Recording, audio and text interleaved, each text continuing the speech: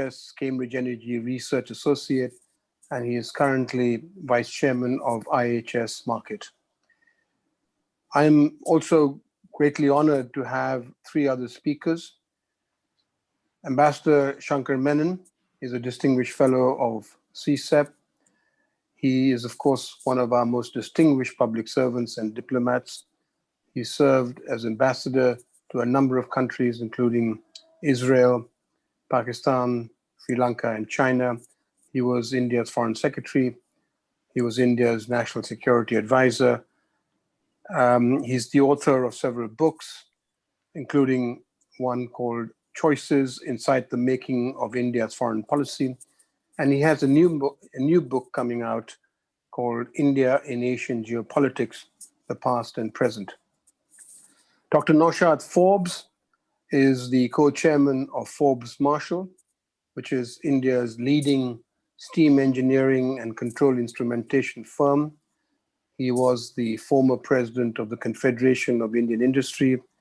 He is the chairman of Ananta Aspen Center, as well as the Center for Technology, Innovation, and Economic Research. And then finally, Dr. Arvind Subramaniam, who is a professor of Ashoka University and director of Ashoka Center of Economic Policy. He was India's former economic advisor. And he, too, is the author of a number of books, including Eclipse, Living in the Shadow of China's Economic Dominance, and India's Turn, Understanding the Economic Transformation. As I said, today's discussion is going to pivot around Dan's new book, but it's not going to be a discussion about the book per se.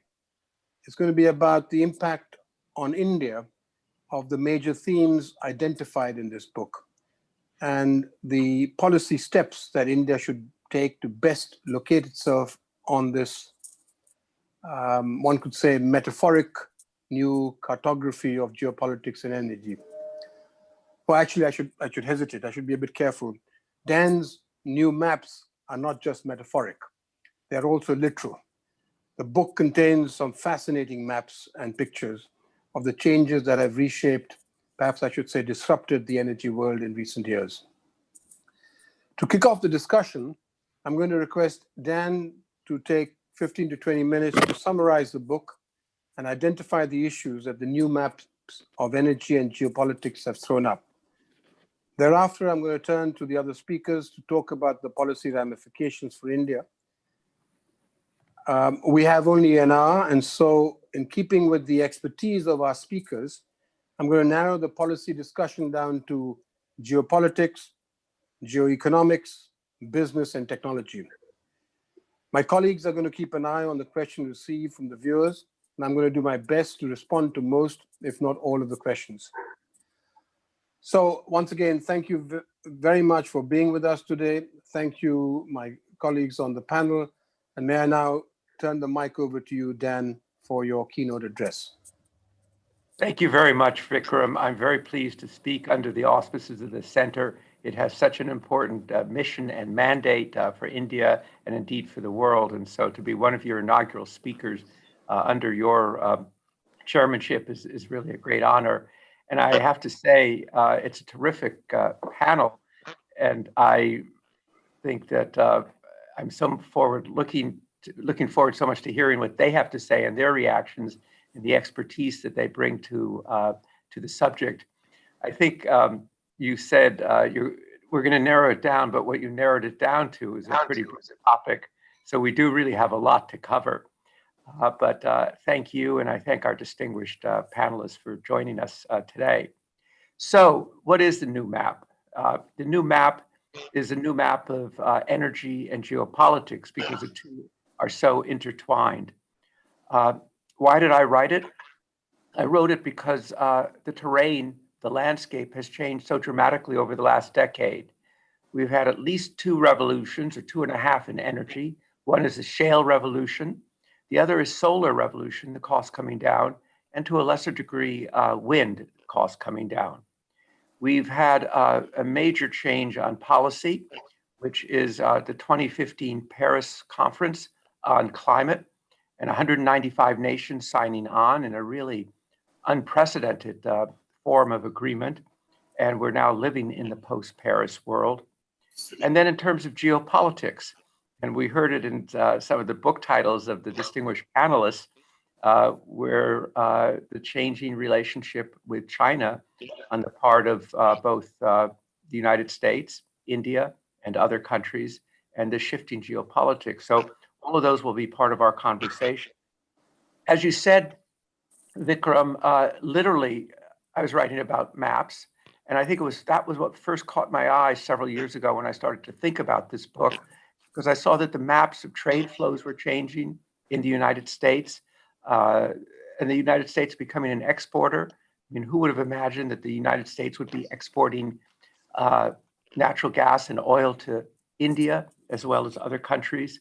Pipelines, new pipelines being built, tying countries together. New pipelines being centers of great controversy and battles. So literally the map. And then, as you suggested, it was as a metaphor for a changing world and changing landscapes of energy, technology, and geopolitics, which are going to be the subjects that our panelists will be talking about. So let me organize my discussion in terms of the metaphoric maps and the implications. The first map is the America's map, and there it's the impact of shale. Shale was a technology that was thought to be impractical, it wouldn't work. The textbooks said it wouldn't work, but it turned out that this ability to get oil and gas out of very dense rock was transformative for the United States, because the United States went from importing 60% of its oil, being in the position like India is now India imports 85% of its oil, to becoming energy independent and becoming an exporter. What did that mean? That meant that it was a change. It created jobs. It was very important for the recovery of manufacturing in the United States. Several years after the 2008 financial crisis, Ben Bernanke came to a conference that we hold, my company IHS Markit, called CERAWeek, and he said that the shale revolution had been one of the most important, if not the most positive development after the financial crisis of 2008. It brought obviously a lot of government revenues, changed the balance of payment. It had two global impacts. One, in terms of foreign policy, it gave the United States, frankly, a flexibility in foreign policy it hadn't had for about 4 decades, very significant. And also in terms of energy security. And let me give you a very specific example. 14 months ago, there was a drone attack on Abqaiq, which is a facility in Saudi Arabia that's the most important hardware in the world oil industry. 7 million barrels a day. If that had happened 5 or 6 years ago, there would have been panic. Well, there was not panic for 2 reasons. One, Saudi Aramco was quick to fix it, but the other was the existence, I'm convinced, of US shale, with the United States being the world's largest oil producer in the world. There was a kind of confidence that was very different than would have been the case in the past.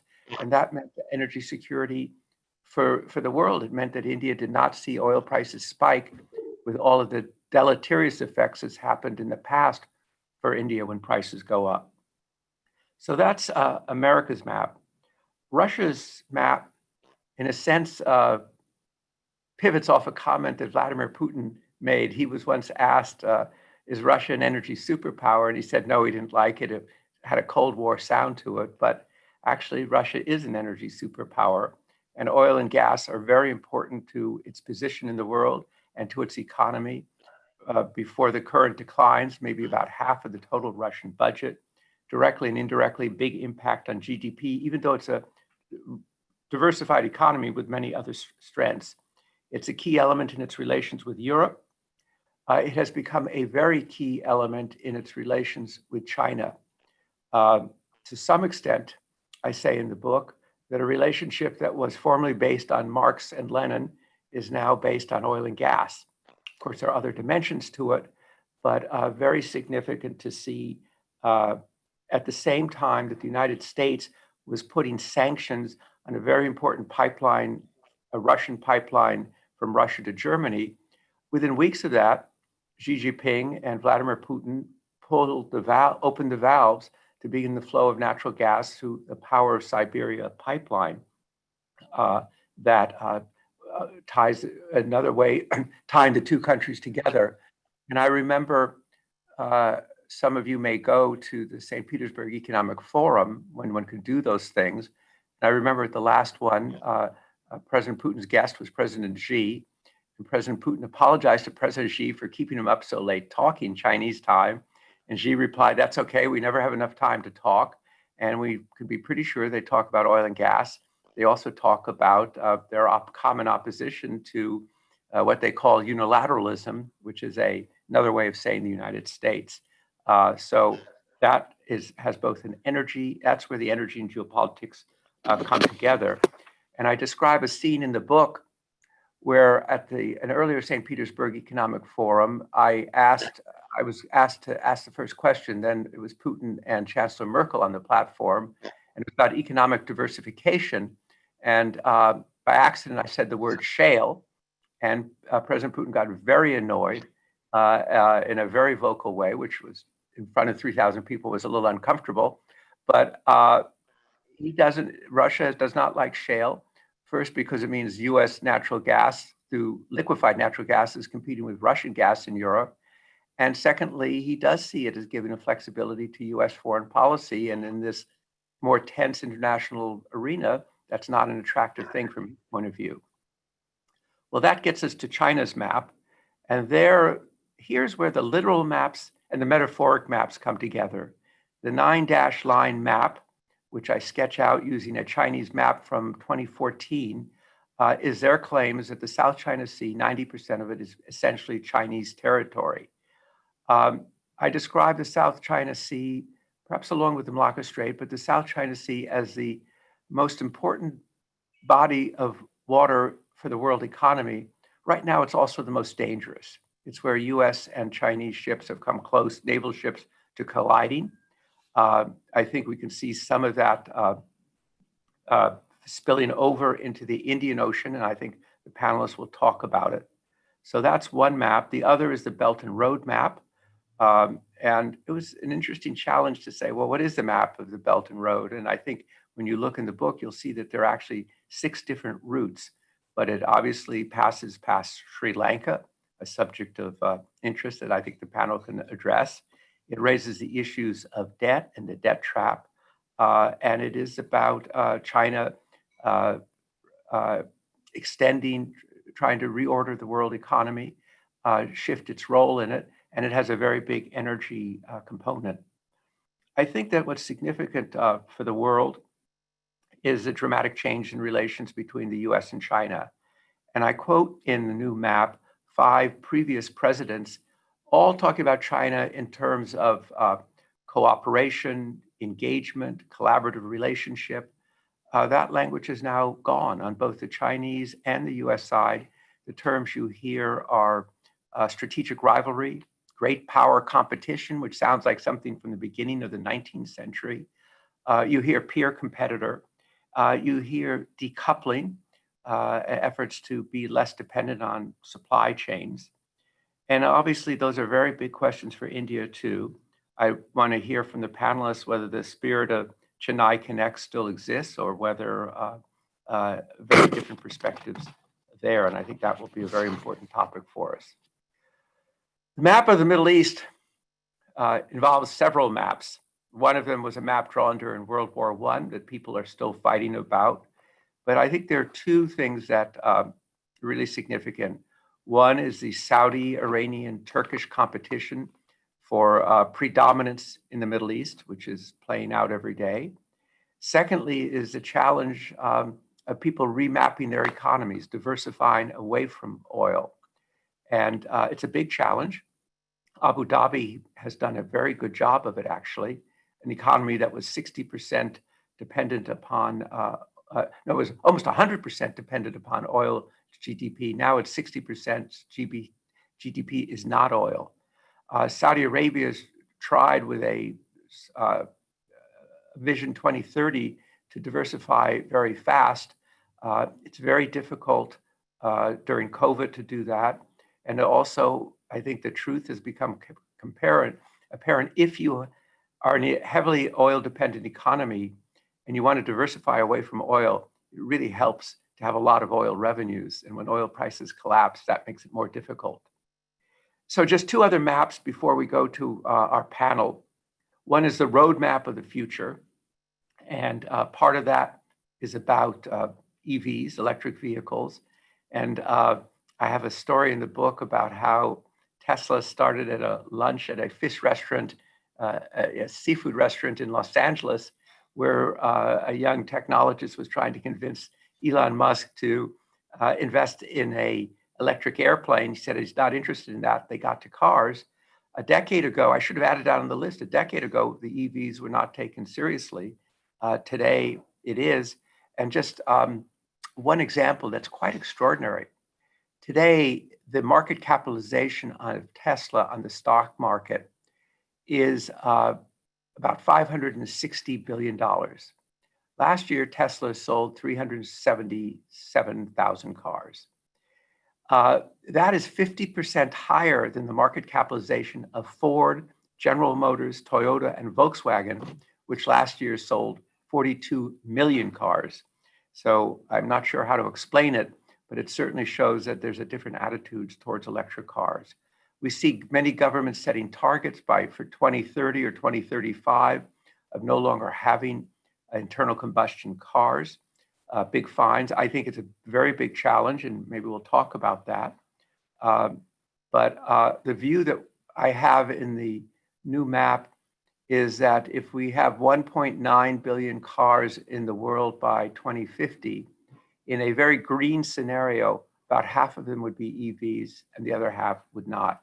So turning over the car fleet is not something that happens overnight. I do have one radically different view in the book, in which if you combine electric cars, ride hailing, autonomous vehicles, we could have a very different kind of automobile industry, what I call auto tech. So let me now turn to energy transition, the final map, which is the climate map. And as I said, the great divide before Paris and after Paris. And the goals of Paris have been embodied in the concept of energy transition.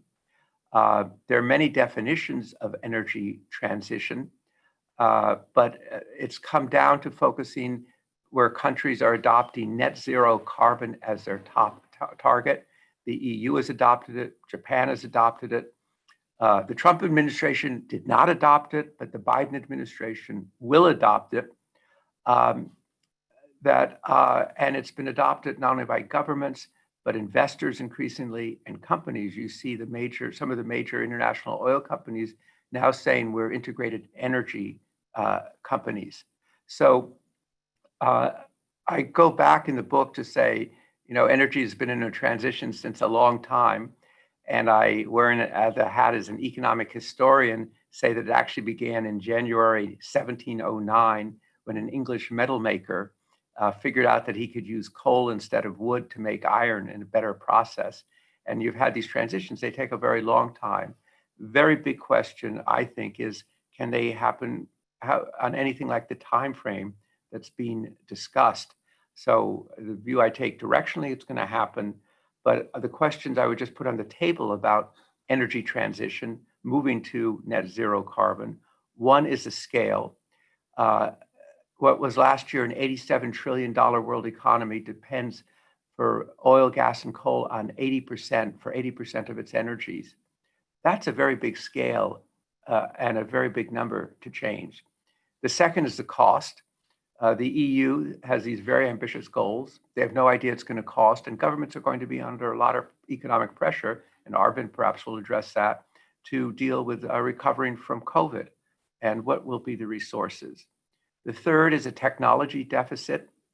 In the book, I cite a study we did for Bill Gates Foundation about the technologies that aren't there that would be necessary in order to get there. And technologies take a long time. Wind and solar are 50-year-old industries, but they only became really economic and competitive on scale a decade ago.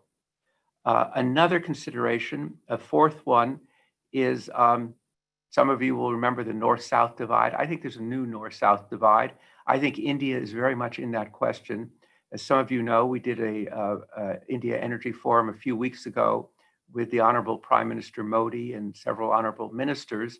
And the discussion was that energy transition in a country like India has a different meaning than it does in the Netherlands or in Germany because of the need to address low income, poor people, poverty, people who are cooking with wood and waste and have health problems from that. The World Health Organization says pollution from indoor cooking is the single biggest environmental problem in the world. And so India is going to be using more natural gas, more commercial fuels in order to move away from traditional fuels. And I think some people do talk, and it'll be interesting to see if and that comes up in the panel, the 700 million versus the 7 billion in terms of people, in terms of what is an energy transition and how do you get your priorities straight. I'd say there are two other questions that are big ones. One are the supply chains. As you move this transition, the scale is very large. The wind may be free, the sun may be free, but the metal, the plastic, all the equipment that goes into this is not free. And there's a term that's used called big oil to refer to large oil companies. I think we'll be in an era of big shovels. There'll be a lot of mining that will be required for materials. And I think that often people don't realize all the different roles that oil and gas play in the economies, including, by the way, providing the tools that are necessary to deal with the COVID epidemic. And finally, tying it all together is, of course, geopolitics. And I think this question is very much on the agenda in India in recent discussions. A very large proportion of solar panels come from China, many other supply chains. And here is where we see, I think until fairly recently, supply chains have been a subject of economics, technology, efficiency, and over here is geopolitics. And I think on the new map, we're going to see a collision between those two. And that will be, I think, another challenge in terms of energy transition goals and also in terms of a global economy. So Vikram, with that summary or highlights of the new map, at least as I think about it, let me turn it back to you and turn it back to the distinguished panel. Thank you. Thank you very much, Dan. That's a fascinating tour de horizon of energy and geopolitics. What's really fascinating is the way you have brought together the multiple seemingly disconnected events that have impacted and disrupted the energy world over the recent years and pulled them together into a coherent frame. I think, before I turn to the panel, I mean, the comment you make about the transition, the energy transition, we have had many transitions in the past, as you very rightly point out, but there is a certain uniqueness about the transition that we are undergoing today. In the past, the transitions were influenced by economics, by the environment, technology, maybe convenience. But today, the transition, or let's say, into this mix, you have to now add politics, activism, and policy. And so the mix is a far more, it's a very different mix today than it was in the past. And to that extent, this energy transition is different from the transitions that we have actually perhaps encountered in past years. And maybe that's one reason that your maps are not straightforward. The lines drawn on your maps are not linear, they're not straight, that they will be disrupted. We know that. And that's one reason why you yourselves make it very clear that the green transition is going to unfold differently in different places and over very different timeframes. So the question for us in India, of course, is very straightforward. How will this play out in India, which is a large import-dependent fossil fuel-based economy with a very unhealthy connection between energy demand and environmental pollution? What must India do to, on one hand, ensure that it provides reliable, secure, affordable access to of energy to all of its citizens. But on the other hand, it stays on the trajectory of decarbonization. And these are some of the questions that I'm going to trying to address. But maybe the first question I'm going to put is to perhaps Shankar. I'm going to ask you two questions, Shankar, because I'm going to request you perhaps to look at the issues that Dan has raised through the lens of geopolitics. And I'm going to pick up on three of the maps, or four of the maps that he talked about, which is the maps on China, the South China Sea map, the 9-dash line, the Belt and Road Initiative, and then the maps on the Middle East. As Dan said, the 9-dash line is probably one of the most dangerous maps that he has right now, because there's a real risk of an accidental collision. The Belt and Road Initiative, the maps on the Belt and Road Initiative are actually showing, or throwing into sharp relief, China's $1.7 trillion initiative to reestablish its position, or reestablish the position of the Middle Kingdom, to use Dan's own words, in the middle of the global economic order. The question that I would like to ask you, Shankar, is that if one looks at these two maps, the map of the maritime, the South China Seas, and then the Belt and Road Initiative, you really get a sense that India is being encircled by China, both along the maritime coastline and on land. And so in the context of the border standoff and in the tense relationship that we have with China, do you think time has come for India now to stop being multi-aligned, but instead join hands with the US and others to create a solid countervailing force against China? Do you think that we should locate ourselves front and center in a new map of the Indo-Pacific? You're mute, Shankar, you're mute. Thanks, Vikram. Thanks for asking the question that's really at the core of what India should be doing. Because I think what the book does very successfully, and what Dan just mentioned, is to show us how energy is actually tied into all our geopolitical issues, whether it's the transformation of India-US relations in the last 2 decades. Not just civil nuclear was at the heart of it, but also the fact that the US is now a major supplier of energy to India, that the shale revolution, in a sense, has enabled us to transform that relationship, and that we now actually work together in the Indo-Pacific, which includes the South China Sea, which goes from the Indian Ocean all the way into the Western Pacific. But I think we have to also recognize the other big shift that Dan actually speaks of in his book, which is China's increasing importance, increasing significance, the accumulation of not just economic power, but geopolitical power throughout the Indo-Pacific in this period. And the fact that she now has friends. Russia, for various reasons, including Western pressure, but also because of the binding force of her energy exports, which now go to China, and the energy links that she's developed, which again is described in the book in detail, works with China in Eurasia. So for us, actually, it's a much more complicated environment.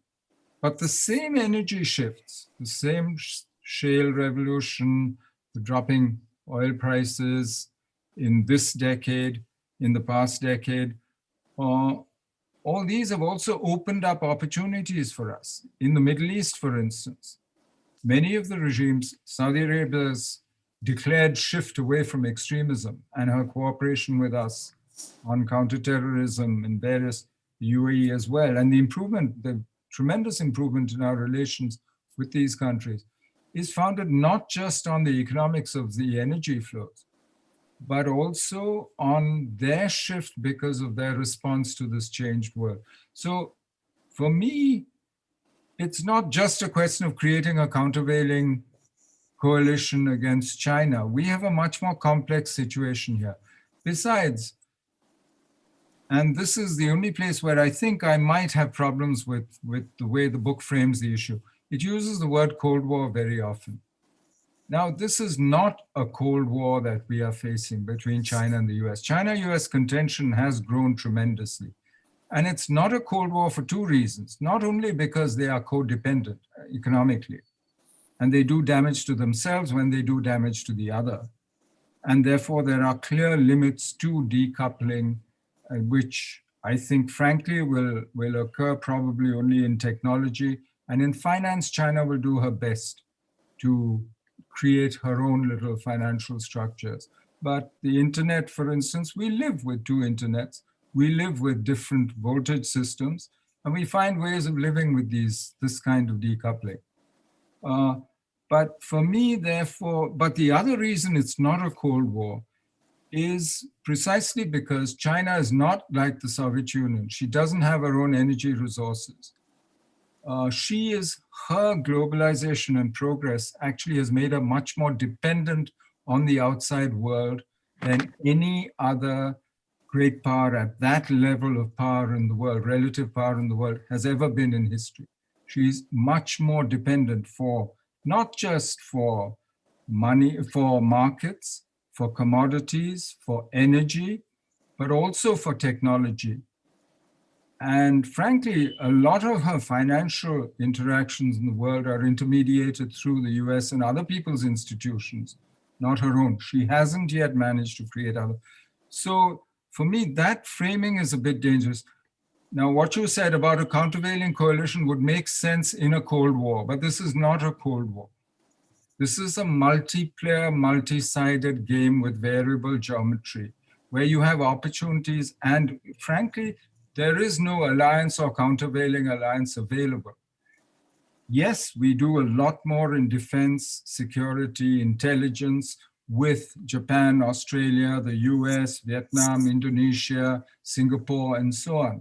And we're all neighbors of China. But each one of us has huge relations with China, which we're not going to imperil. So we all expect somebody else to do the balancing for us. That's not a countervailing coalition that works. Nor is the US in any mood to get involved on the Asian mainland or in an actual military confrontation with China. She does everything possible to avoid it. She's not doing in Taiwan what she did in 1996. I mean, so I think we need to start thinking of it differently. If China's in the Indian Ocean, if China owns or operates 100 ports around the world, yes, that's an issue. But it also means that China has stakes abroad and vulnerabilities abroad, which she has to protect. And I think we need to look at it both. Every single challenge is also an opportunity. I'll stop here because. No, thanks, Shankar. I'm going to ask you one more question, if I may, and then move to the other panelists. But this is a question on the Middle East. And I asked this question because, as Dan and all of us know, it's exceedingly difficult for a country that's so heavily dependent on a fossil fuel energy system to shift to a new energy system. So our requirement for oil and gas is going to be there for the foreseeable future. And we, of course, import a large percentage of our oil and gas from the Middle East. Now, from where I sit, and I'm no expert, it seems that the Middle East region is in free fall. And so the question that I have for you, and without giving you reasons why I have this somewhat pessimistic outlook, is firstly, am I exaggerating the likelihood of a blowout in the Middle East? Secondly, irrespective of whether I'm exaggerating or not, what should India be doing, given the nature of the new map, to secure its oil and gas supplies from a region that is riven by sectarian strife, by by political challenges, and also is creating its own maps. I mean, UAE and Israel have now come together. I believe Saudi Arabia and Israel are about to talk. So just wanted to address this question of how should India go about securing its oil and gas supplies from this region? You know, for me, the remarkable thing, and this is true of 3 of Dan's books, I think, that show that irrespective of the levels of political instability, internal chaos, civil war, whatever, Soviet Union collapsing, new republics, no state structures in place, pipelines get built, the oil keeps flowing, the gas keeps coming. In fact, supplies have just kept going on. And you think of the chaos, the geopolitical chaos. In fact, the world is today between orders. And yet you look at what happened in Central Asia, that how that oil and gas is coming out. For me, look at the Middle East. It's always been unstable. There have been wars after wars. And yet the energy has continued to flow. Our problem, I think, and energy is the one thing that I think could actually put a stop to India's transformation, and that could really crimp us in the future.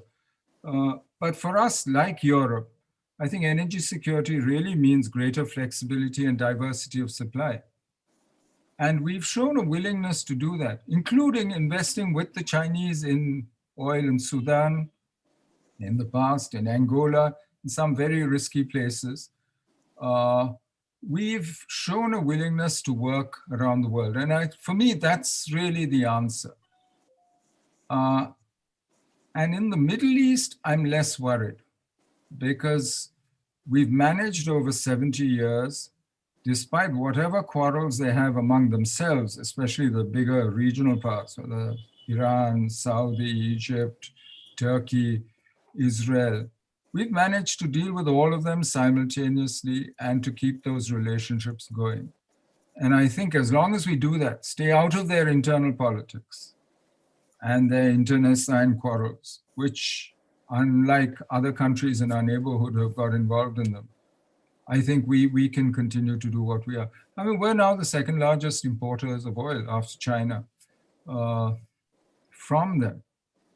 And what I do think we might have to do is ultimately we might have to do more to secure the sea lanes, which actually bring that oil to us, to China, to Japan, to Korea. Because I'm not sure why the US would maintain an expensive 5th fleet in Bahrain and continue to secure these when she's now an exporter. She will stay involved in Middle Eastern politics because as an exporter, she has a huge interest, as the book shows us. In fact, she's the one who brought Russia and OPEC together to actually take oil off the market and bring prices back up when they crashed 2014, 15. But that's a different interest from having to secure her supplies through the Straits of Hormuz. And I think ultimately, frankly, I would expect India, China, Japan, Korea, the ones who actually matter and who have practiced on counter-piracy off the Horn of Africa, to actually end up doing much more to secure the sea lanes. But that's it, stay out of their politics. And I'm not sure that that should worry us that much as it seems to. Thanks. Arvind, may I turn to you? Perhaps I could just ask you also 2 questions. You know, one of the most persuasive critiques of renewables was given by you in a speech that you gave to Terry a few years back. And you explained the economic and social consequences of a shift to renewables. You said it is not competitive, it would result in stranded assets. And if I recollect, you concluded with a quote from St. Augustine, which, you know, "Oh Lord, give me continence and chastity, but not yet." And that was, in a way, your reflections on renewables. Now, this speech was made pre-Paris, and I just wanted to ask you straight up front whether you are now prepared to take your vows, whether you believe that renewables does offer you the cheapest option, or whether you still hold fast to the earlier position. You're muted. First of all, let me say, Dan, that was again a terrific presentation. Enjoyed the book very much. You know, I don't know how you keep doing this, you know, book after book. I keep telling my students that, you know, to study economic development, you know, in my list of top 10 must books is The Prize, and you know, and you keep building on that. It's just amazing. Congratulations on this one as well, which really makes us think afresh, including Vikram, on the question that you've just posed on, which is, I guess, the last question. You know, of course, Keynes famously said, "When the facts change, you know, I change my opinions. What do you do, sir?" And you know, by and large, I think the principle of what I was saying, I think still holds. For reasons I'm happy I'll explain. But it is true that, you know, on the one hand, as the costs of renewables do come down so rapidly, I think the kind of whole cost-benefit analysis of renewables and fossil fuels does change over time, and we should you know take that into account in our calculations. But Vikram, the reason I'm still not willing to, you know, take the vows are two or three reasons which I explained. One, of course, you know, there's a kind of proximate reason, which is that India's financial sector problems have not gone away. They are still probably the top 2 or 3 challenges facing India as we get out of COVID. And as you know, a big part of the financial sector problems stem from power. And, you know, unless we crack, you know, the power NPAs in the power sector, I think we're not going to move forward. Now, part of, you know, cracking the power sector is, you know, kind of reviving some of these fossil fuel-based plants, because if you don't, you know, the fiscal costs of you know, not doing that are going to be much greater. So that, I think, still holds. I think the second thing that still holds, which is a little bit my gripe against kind of the world's way of looking at the climate transition, is that I really kind of get really irritated when everyone is, you know, talking about the climate transition in developing countries as a matter of finance. It's like, you know, you produce another $1 trillion and, you know, lo and behold, the transition is very, you know, it's almost a little bit the condescension of, you know, we have politics and you don't, or rather, you know, your politics are slightly whatever different or lesser than ours. I mean, that I think is because, you know, the fact is we have, I think, 20, 30 million people, maybe more, we calculated, still dependent on coal in India, fossil fuels in India, and you know, and how we manage that political transition is going to be completely India's problem. So it's easy to say renewables, but you know, and you know, as you know, in India, it's not just the transition at the central level, it's also the complication that, you know, some states have all this coal, you know, how do you manage the center state dimension of that? So in that sense, so this is a kind of long-winded answer to your question is, yes, I'm willing to, you know, look a little bit more carefully because, you know, the numbers are changing. And I think, but here, the one thing I would add is that while I accept the facts are changing and have changed, I'm a little bit also, I want to retain my healthy dose of skepticism about the hype that's, you know, people say that, you know, oh, renewables are now commercially viable, et cetera, et cetera. I think that is a little bit overdone. I think that we need to be do what I said in my lecture, do a very honest accounting, not just of the costs of fossil fuels, which I think are very, you know, the whole pollution, the internal, you know, the health costs, I think are very serious.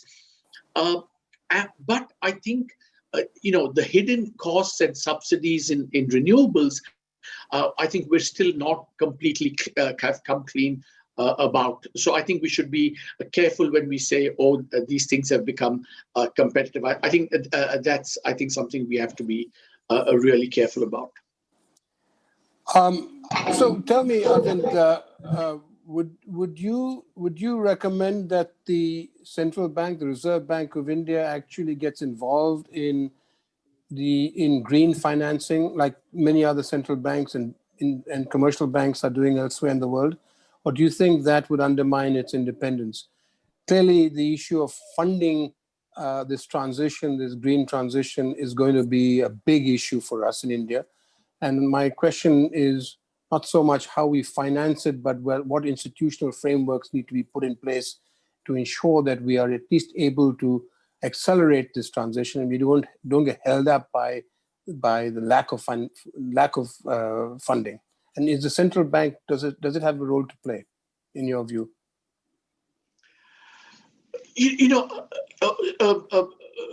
Vikram, first of all, lest I be branded as Mr. Coleman of the past, or something, Mr. Neanderthal or whatever, I do want to say that, to be fair to the government and the Prime Minister, I think at one level you should think of solar and renewable as a big opportunity for India. I mean, I think that's a first order thing which should not, to just cut through all the kind of thing and just to get down to brass tacks, if you're near the equator, you must have comparative advantage in solar at some level. So, being a hot country and, with a lot of sunshine at some level, at some kind of future level, it should be to our advantage. And I think that the Prime Minister and others have really, pushed this agenda in ways, I think, that are, put us on the right map. I think the whole problem of the transition remains, which I just spoke about. But I think the fact of the end goal being that, increasing, getting to that, I think is undeniable. So in that context, I think your question becomes very relevant. I think that all our institutions, this is the Christine Lagarde, for example, is in the forefront of saying that, the European Central Bank should, make this whole green. It's almost as if now, central banks don't have 3, now 4 mandates, inflation, employment, financial stability, and greening the world. I mean, so it's going to be a kind of quadruple mandate for central banks. They have one policy instrument. So how they're going to achieve, let alone 2 objectives, 3 and 4 objectives with one policy instrument is good. But I do think that given that the future, we have to move in that direction, I do think all the institutions also should kind of gear up to be thinking about those questions.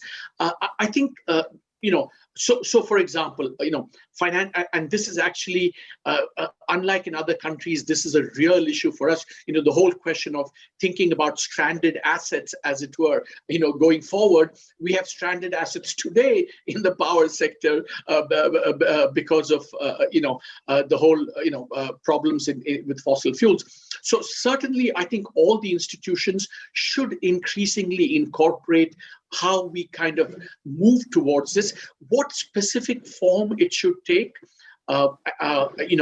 It's also going to be a matter of prioritizing. I mean, if today, we have, inflation has come back as a problem, our economy is still in the doldrums, the financial sector is still difficult. So I think, how we weight these different objectives relative to other countries will be very different. But as a matter of principle, gearing up our institutions to thinking about, accelerating and facilitating that transition, I think it's a very good thing. I think, for example, the Indian Central Bank should also be thinking about, what it means for stranded assets going forward, what it means for financial, but perhaps I think this is one area where, we start, but we don't have to have the same urgency or be necessarily on the same trajectory immediately as some of these advanced economies. Thanks, Arvind. Naushad, if I may turn to you, I want to just go back to something that Dan had talked about somewhat fleetingly, and that was the dominance of China, or rather the control that China has over new energy. I mean, they produce 70% of solar cells, 90% or 95% of solar wafers, and and so on and so forth. The question that worries me is that India, in its quest for green energy, is going to be stuck on the horns of a trilemma. How can it produce affordable green energy if at the same time it is blocking imports from China because China is not a country that we wish to be exposed to, and at the same time seeking to create a competitive industry which is affordable, along with our entire initiative to make in India. So if you put all of these sort of factors together, do you think, as a former president of CII, we should be protecting the solar and wind energy in India? So if you look at, thanks Vikram, and thank you, Dan, for a very insightful presentation as well, and thank you, Shankar and Arvind, for your comments. If you look at the costs of solar energy in India, I think there was a reference to this earlier on. The costs of solar energy in India are the lowest in the world now for solar power plants, utility power plants. I think $800 a kilowatt, something like that. Those costs are based very much, as you pointed out, on largely imported photovoltaics from China. And if we either impose a tariff on those photovoltaics or we stop importing them from China, we will no longer have such attractive costs for solar utility power plants in the country. So it's a very direct challenge. And there are a lot of companies in India that have built business models on the basis of those costs being actually now at the margin lower than the cost of setting up a thermal power plant based on coal per unit of electricity generated. So where do we go with that? I think the current scheme, as you know, the government has announced this production-linked incentive scheme. One of the areas is photovoltaics. One of the items, the 13 items covered, I think, is photovoltaics. How attractive will that actually be to incentivize enough of a scale of local manufacture such that it can be competitive without protection in the medium term is a question. I've not yet seen the economics that says that it can be, but perhaps if it's done at adequate scale, and from what we hear from some of the large industry groups that are investing in photovoltaic plants, they made public statements at least that they will be competitive with this initial incentive. So maybe in a 3-year, 5-year period, we can be competitive with if we manufacture at adequate scale. I don't know. I haven't yet seen the economics that convinces me that we can be, given the differences in scale in manufacturing and given how far behind we are at present in manufacturing photovoltaics in the country. I wanted to add something else, though, that there is a lot of potential, though, in energy conservation. If you look at, it seems to me that in our energy future, energy conservation should play a very big part, because that's such a win-win. If you look at thermal power plants in the country, I believe our average efficiency is somewhere between 30 and 35% for our thermal power generation. We could see an improvement in average energy efficiency of those thermal power plants of a minimum of 10% if we invest in the latest technology. And actually, if we rescue some of the stranded assets that Arvind was talking about, we will see an actual rise in average energy efficiency because we'll have later generation power plants coming on stream and generating using more efficient technologies. If you look at industrial efficiency, the potential, one of the fields that we're in is steam energy efficiency, is thermal energy efficiency for industrial applications. 10 years ago, when we mapped the potential for energy conservation in that area in the country, we said the difference between the average plant and the most efficient plant in particular industries was 21%. Today, the difference is still 21%, but the average consumption has improved by 20%. So in these 10 years, we've actually seen an improvement in energy efficiency by about 20%, but the potential is still there to do another 21% going forward. So there's lots of scope that exists to do many of those small incremental changes in energy efficiency that can drive very substantially and which is completely win-win. The potential, by the way, in the US is as significant. I mean, there was an interesting article in the Financial Times about, I think 2 or 3 weeks ago, which talked about the average energy efficiency in the US being, I think, if I remember correctly, around 33%. And it made the argument that if you actually look at the potential to actually bring about a very substantial saving in energy consumed is very considerable in most countries, and certainly including the US, but very much including India. But tell me, just to follow up on that, technology is the answer to improving any efficiency. Technology is the answer to many of the issues we're talking about. Why, in your view, Naushad, has the government of India not placed energy technology front and center of its policy agenda? Why is it so hesitant to invest more on clean energy R&D? Actually, I don't think the government is reluctant to invest in clean energy R&D. I think there is a reluctance overall to invest in R&D. Not so much a reluctance.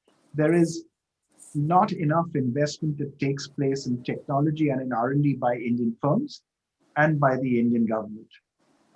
By Indian firms, if you look at our total investments in R&D, we invest 0.3% of GDP in R&D as Indian industry compared to a world average of 1.5%. So we need to scale our investments by a factor of 5.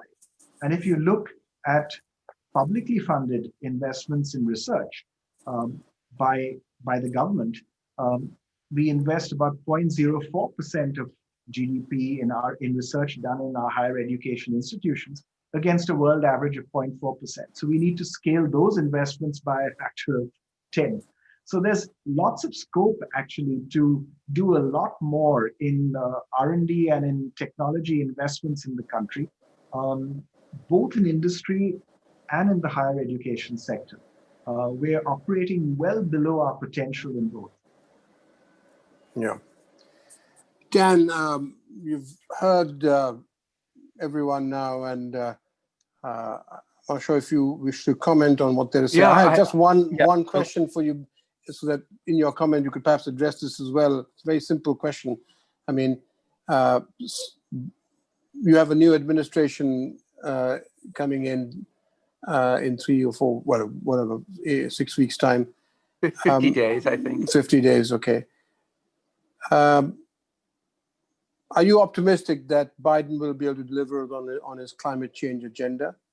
And what possibilities exist for India and America to establish energy collaborations? Well, on the first point, and then I do have some comments on these excellent interventions. The presidential election isn't over in the United States. It doesn't end until January 5th, when there's the election for the 2 senators from the state of Georgia. And that will determine whether there's a Republican Senate or a Democratic Senate. And that will do much to shape the Biden presidency. If it's a Democratic Senate, then Biden's policies, which are moving 2/3 of the way, let's say, towards the EU's type policies, will have a much clearer sailing opportunity. and he's talked about a $1.72 trillion climate plan. If it's a Republican Senate, it will be more of a negotiation, but he'll have a lot of influence through the control of the regulatory agencies like the Securities and Exchange Commissions and the Environmental Protection and the Federal Energy Regulatory Commission. So I think we'll be able to have a clear answer, but there's no question that it is now that every cabinet secretary will have a climate agenda in a Biden administration, and it is one of the 4 priorities of the administration.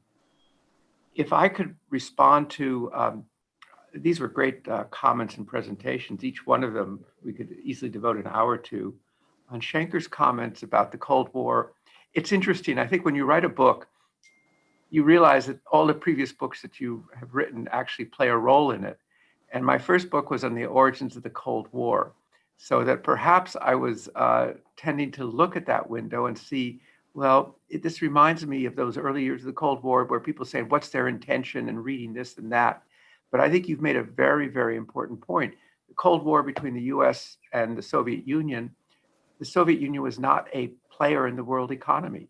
The point you make is that China is deeply engaged, and I think the term you use, the codependency between the two is very great, despite talk of decoupling.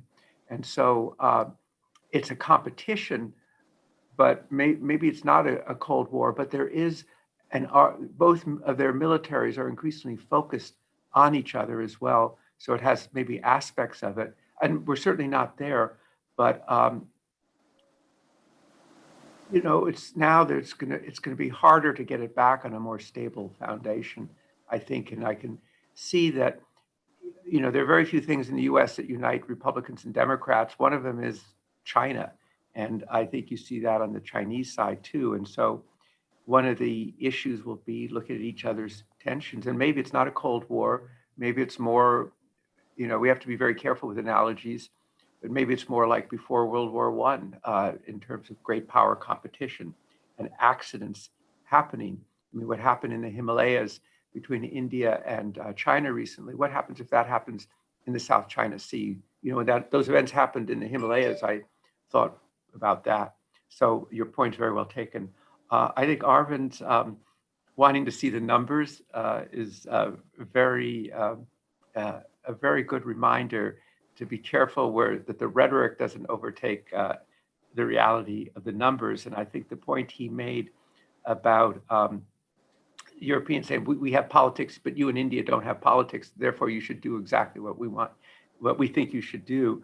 I think that's a very profound point. And I do find from my observations that there's just this tendency to do, as I quote in the book, the Nigerian energy minister saying, it's fine for, it's great what they want to do in the Netherlands and Germany, but we're not Netherlands and Germany. We have a lot of poverty. We have to deal with hundreds of millions of people with problems. And then Naushad, I think that your point, 2 of it really stands out to me. One is if India does demonstrate that it can be a competitive manufacturer in these areas, particularly in solar, that would change the game, I think, change the game. And one of the questions is, how did China become this formidable manufacturing juggernaut in solar? When I began my previous book, The Quest, when I started it, I talked to the guy who is the head of the largest solar manufacturing company in the world, which is German. And by the time I finished the book, he'd gone bankrupt. So I think you put down a very important challenge. Second thing on energy efficiency, and that again, it reminds me, the second book I did when I was at the Harvard Business School said that the great untapped source of energy is energy efficiency. And it's not glamorous. There are no beautiful pictures of graceful windmills, on a hillside or solar panels, but it is a very important energy source. And the third on R&D, I'm on the energy think tank for the Ministry of Petroleum in India. And we've certainly had discussions there about the role of stepping up the role of R&D. I mean, India has had a profound impact on energy markets. A lot of that is graduates of Indian energy industries who've joined the international industry, and as is also true for the tech industries. But that a greater concentration on that would be, would be a contribution. And one of the things that I think, the U.S. government, just the Department of Energy, spends $6.5 billion a year on basic scientific research. So bringing the talent in India, making sure there's continuous funding for it, is obviously a topic that you've thought about, this think tank has thought about, but would be important because, as I say, one of the questions is there is a technology deficit in terms of what is needed to meet the objectives that are out there. So I find all of the comments, profoundly important, and I've actually been making extensive notes while everybody's been talking. So thank you. So I know we have past our 1 hour, but I did request you, Dan, to give me 15 minutes. So I'll give just 7 more minutes and then we'll pass off. There's two or three questions from the audience, which I just have. I'm summarizing a host of questions. So the first is to do with COVID. COVID, as we all know, has upended the energy market, but it has also, in some senses, renewed a commitment to the Paris Agreement. So do you think that this year is going to be a sort of landmark year for climate change issues? And in that context, do you see the development of a global governance body that might actually have the ability to enforce some of the global norms and standards that are required for us to accelerate the transition to a green agenda? Well, I think you're going to see the U.S. Biden administration really re-engage. The appointment of John Kerry as climate envoy means that this is going to be a real effort at collaboration again, in the U.S. back in a leadership role. Global governance, I think, would be really tough.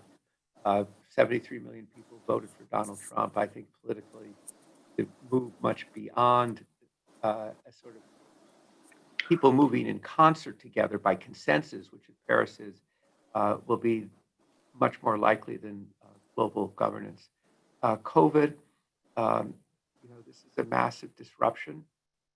And, in a sense, it's one of the questions I asked in a chapter in the book called The Plague is, why was this such a surprise? And I went back and looked at how many people got sick or passed away from SARS 2 decades ago, which was the framework many people thought about. And, it was 8,000 people got sick from SARS. I think just, this didn't contemplate this. I think we have to be careful about generalizing about the lasting impact. Oil demand in China now is higher this year than it was last year. I think it may be true in India too, but I'm not sure about that. So I think what we've seen is like 8 years of digitalization compressed into 8 months. And so, digitalization really disruptive. It's going to change work patterns. Companies around the world are saying, do we need people together or not? Do we need them together every day? Do we need people commuting? And secondly, I think business travel will be affected by this. So I think the changes, we'll see them come. But I don't, and obviously people said, well, we had clean CO2 emissions went down. Well, if you shut down your economy, CO2 emissions went down. But I think we need to get out of this for a year or two. In our work at IHS Markit, we see this year world GDP down 4.2%. By coincidence, next year growing by 4.2%. And I think what we see in economic growth will actually determine what will be some of the lasting impacts. I do think there are going to be a lot of deep wounds in economies around the world that will be lasting. And that goes back to Arvind's point about the call on government resources.